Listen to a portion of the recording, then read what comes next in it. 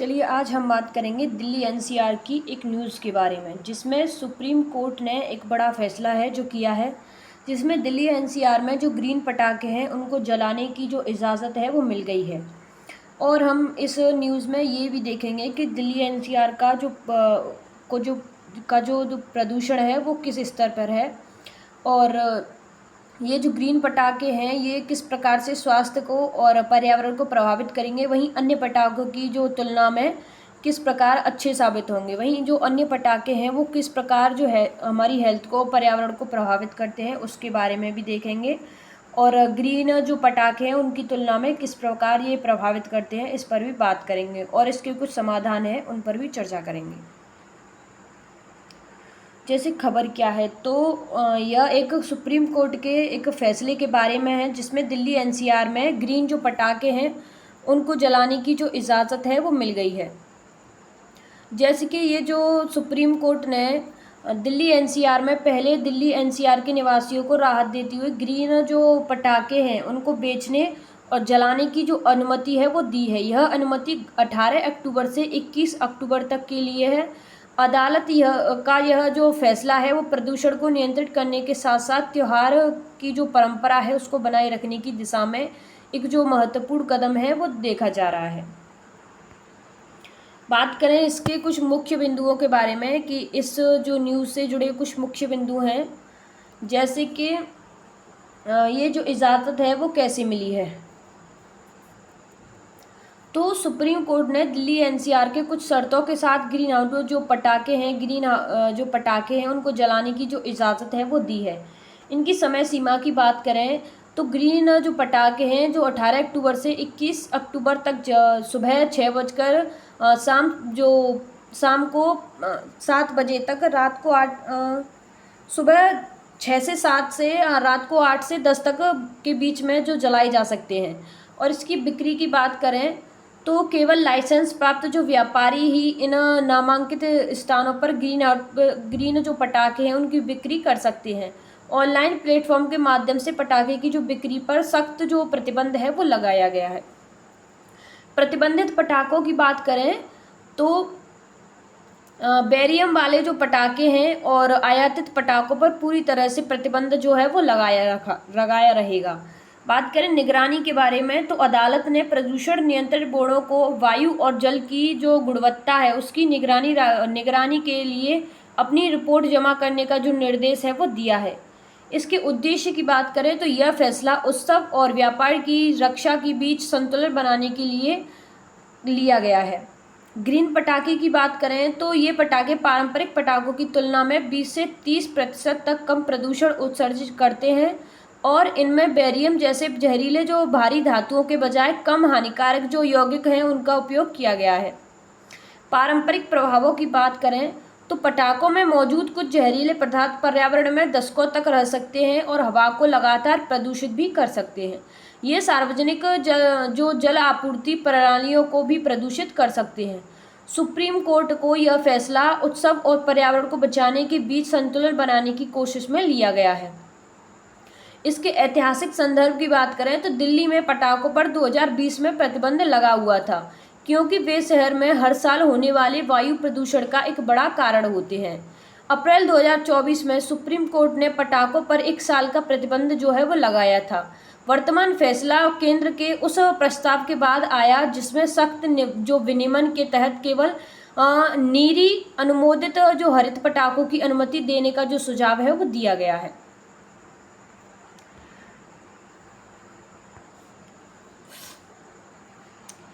क्या दिल्ली में और एनसीआर में पहले जो पटाखे थे वो प्रतिबंधित थे, तो वो हाँ हम कह सकते हैं, क्योंकि दिल्ली एनसीआर में पटाखों पर पहले भी कई बार प्रतिबंध जो है वो लगाया गया है। जैसे 2020 के प्रतिबंध की बात करें तो दिल्ली में वायु प्रदूषण को नियंत्रित करने के लिए 2020 में पटाखों पर जो प्रतिबंध है वो लगा हुआ था। सुप्रीम कोर्ट के फैसले की बात करें तो अप्रैल 2024 में सुप्रीम कोर्ट ने पटाखों पर 1 साल का जो प्रतिबंध है वो लगाया था। यह प्रतिबंध मुख्य रूप से दिल्ली एनसीआर में प्रदूषण के खतरनाक स्तर को कम करने के लिए लगाया गया था, जो विशेष रूप से दीपावली और अन्य त्योहारों के दौरान बढ़ जाता है। हाल के फैसले ने इस जो पूर्ण प्रतिबंध को कुछ शर्तों के साथ केवल ग्रीन पटाखों तक सीमित कर दिया है। दिल्ली एनसीआर में अगर हम प्रदूषण की बात करें तो जैसे कि दिल्ली एनसीआर में जो प्रदूषण है वो किस तरीके से बढ़ा हुआ है, तो दिल्ली एनसीआर में जो प्रदूषण है वो काफ़ी स्तर पर हाल ही में बढ़ा है,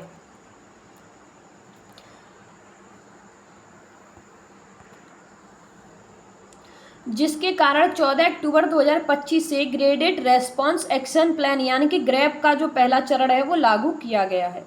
वर्तमान अगर सूचकांकों की बात करें AQI, तो जैसे मनी कंट्रोल के अनुसार 15 अक्टूबर 2025 को दिल्ली का जो AQI 286 दर्ज किया गया है, जिसमें हानिकारक श्रेणी में रखा गया, जिसको हानिकारक जो श्रेणी है उसमें रखा गया है। इंडियन एक्सप्रेसवे के अनुसार बताएं तो 15 अक्टूबर 2025 को दिल्ली के कुछ इलाकों में AQI 300 के पार बहुत खराब श्रेणी में दर्ज किया गया है।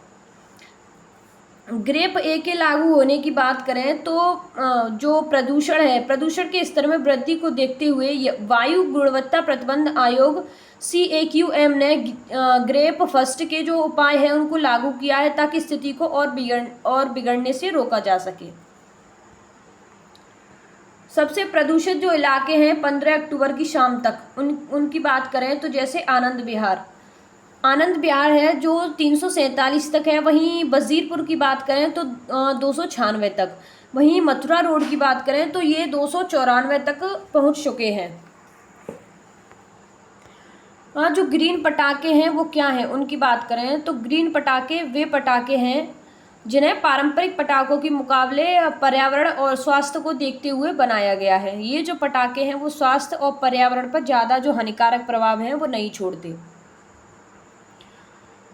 इनकी जो पटाखों से जुड़ी कुछ मुख्य जो विशेषताएं हैं उनकी बात करें तो ये कम प्रदूषण करते हैं, जैसे कि ये पारंपरिक पटाखों की तुलना में 20 से 30% कम प्रदूषण फैलाते हैं। कम हानिकारक रसायनों की बात करें तो इनमें बेरियम, लेड यानी कि सीसा और आर्सेनिक जैसे हानिकारक जो और जहरीले धातु हैं, वो भारी जो धातु हैं उनका जो उपयोग है वो नहीं किया गया है या बहुत कम मात्रा में होता है। कम धुआं और शोर की बात करें तो ये कम धुआं और कम शोर उत्पन्न करते हैं। उत्पादन की बात करें इनके उत्पादन की तो इन पटाखों को वैज्ञानिक और जो औद्योगिक अनुसंधान परिषद यानी कि CSIR के तहत नेशनल एनवायरमेंटल जो इंजीनियरिंग रिसर्च इंस्टीट्यूट और जो है वो NEERI यानी कि नीरी ने विकसित किया है। अब इसके पहचान की बात करें तो इन पटाखों पर नीरी का जो लोगो और एक QR कोड होता है जिनसे उनकी जो प्रमाणिकता की पहचान है वो मिल सकती है। एक लोगो और नीरी का जो लोगो है और एक QR कोड के से हमें इन जो पटाखे हैं उनको पहचान सकते हैं।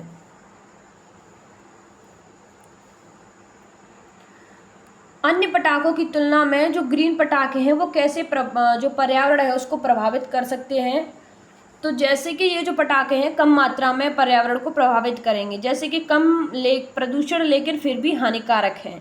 पारंपरिक पटाखों की तुलना में ग्रीन पटाखे 20 से 30% कम प्रदूषण फैलाते हैं।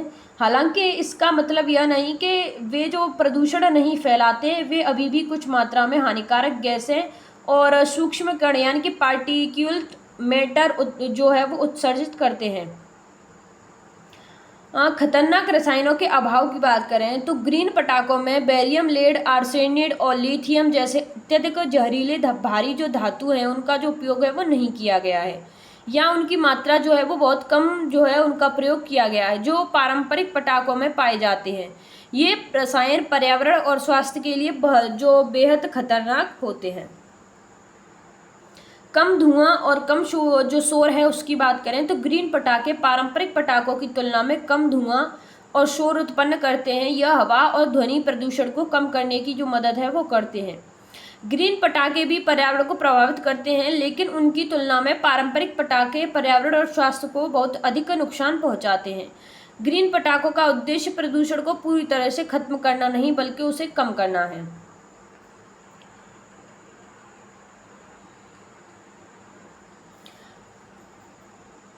वायु प्रदूषण और की बात करें तो ग्रीन पटाखों से हवा में PM 2.5 और pH10 जैसे सूक्ष्म कण यानी कि पार्टिकल्स मैटर और सल्फर डाइऑक्साइड यानी कि SO2 और नाइट्रोजन ऑक्साइड NOx जैसी हानिकारक गैसें उत्सर्जित होती हैं। हालांकि ये पारंपरिक पटाखों की तुलना में 20 से 50% तक कम होती हैं। रासायनिक प्रदूषण की बात करें तो पारंपरिक पटाखों में बेरियम, आर्सेनाइड, लेड और लिथियम जैसी जो जहरीली भारी धातु होती हैं। ग्रीन पटाखों में इन रसायनों का इस्तेमाल नहीं होता या कम मात्रा में किया जाता है, जिससे प्रदूषण में कमी आती है। कुछ ग्रीन पटाखे जैसे कि श्वास और सफल प्रदूषण कम करने के लिए पानी की भाप या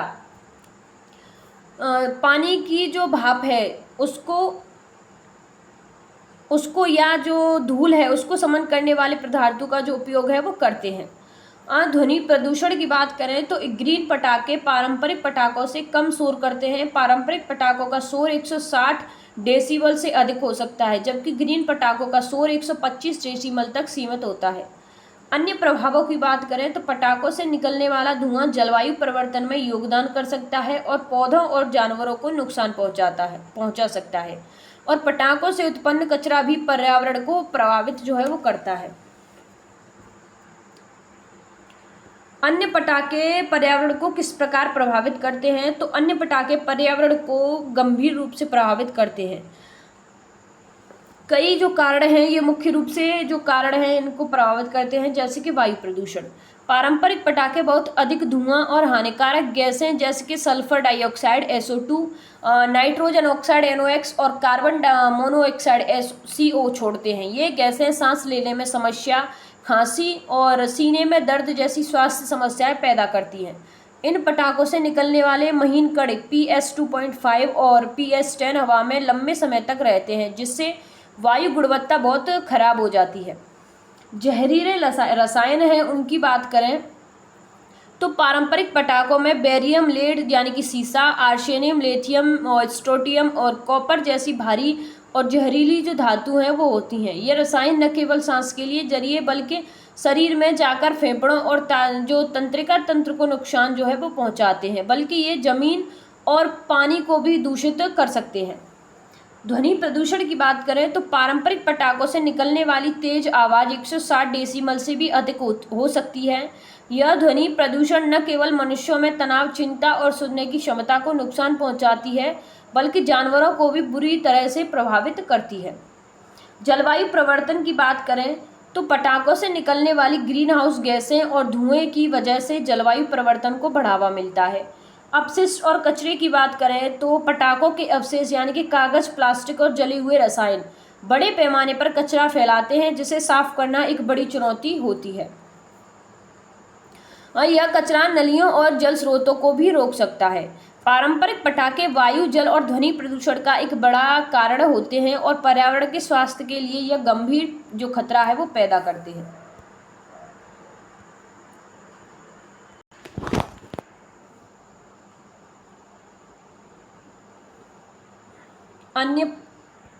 अन्य पटाखों यानी कि पारंपरिक पटाखों का स्वास्थ्य पर किस प्रकार प्रभाव पड़ता है उसकी बात करें तो पारंपरिक पटाखों से स्वास्थ्य को गंभीर खतरा होता है, क्योंकि वे बड़ी मात्रा में हानिकारक रसायन और प्रदूषण को फैलाते हैं, जैसे कि श्वास संबंधी जो समस्याएं हैं वो पैदा होती हैं।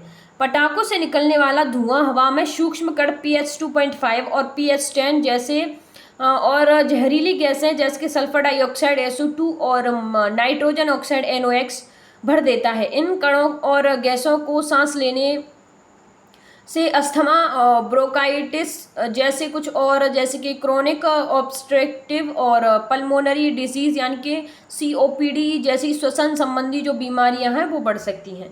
हृदय रोग है उसकी बात करें तो वायु प्रदूषण के कारण दिल के दौरे और स्ट्रोक का जो खतरा है वो बढ़ जाता है, क्योंकि महीन कण जो है वो रक्त प्रवाह में प्रवेश कर सकते हैं। तंत्रिका तंत्र और मस्तिष्क पर इसके प्रभाव की बात करें तो इन पटाखों में मौजूद लेड और जो आर्सेनिक जैसे भारी धातु हैं वो बच्चों के मस्तिष्क और तंत्रिका जो तंत्र है उसके विकास को प्रभावित भी कर सकते हैं। आँखों और त्वचा में जलन की बात करें तो पटाखों के धुएं से आँखों में जलन और लालिमा और वहीं पानी आने की जो समस्या है वो हो सकती है। सुनने की क्षमता को नुकसान होता है, जैसे कि पटाखों का तेज शोर 160 डेसिबल से अधिक अस्थायी रूप से सुनने की क्षमता को नुकसान पहुंचा सकता है और तनाव, सिरदर्द, वहीं नींद की समस्या को बढ़ा सकता है। ग्रीन पटाखे स्वास्थ्य को किस प्रकार से प्रभावित कर सकते हैं? तो ग्रीन पटाखे पारंपरिक पटाखों की तुलना में हानिकारक होते हैं, लेकिन कम होते हैं। पूरी तरह से ये हानिकारक रहित नहीं माने जा सकते, जैसे कि गंभीर जो श्वसन संबंधी समस्याएं। ग्रीन पटाखे पारंपरिक पटाखों की तुलना में 20 से 50% कम प्रदूषण फैलाते हैं, इसलिए वे श्वसन संबंधी बीमारियों को कम बढ़ाते हैं।